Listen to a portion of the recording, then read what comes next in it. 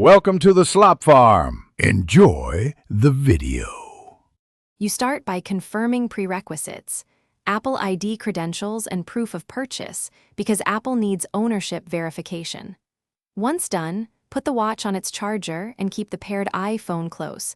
This preserves pairing connectivity. Open the Watch app on the iPhone, select the watch, then choose Unpair. You do this to erase watch data and trigger removal of activation lock from the paired account. This is the fastest legitimate path when you control the owner Apple ID. If you cannot unpair on the iPhone, sign into Icloud. With the owner Apple ID, this is the secure remote option. Once signed in, go to Find My, open all devices, pick the Apple Watch, and select Erase Apple Watch.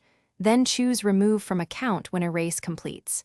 You do both steps because erasing alone doesn't always clear activation lock. Removing from the account detaches activation lock from the device, so a new owner can activate it without the previous Apple ID.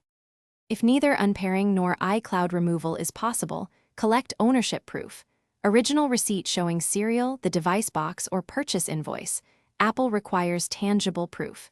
Then contact Apple support or visit an Apple store. You'll present ID and proof so they can evaluate, and if validated, remove activation lock. Make sure to ask for an estimated processing time and keep copies of documents. If things go wrong, double-check the serial you provided matches the watch's back case and paperwork exactly. Thanks for watching. Consider subscribing if we helped you today.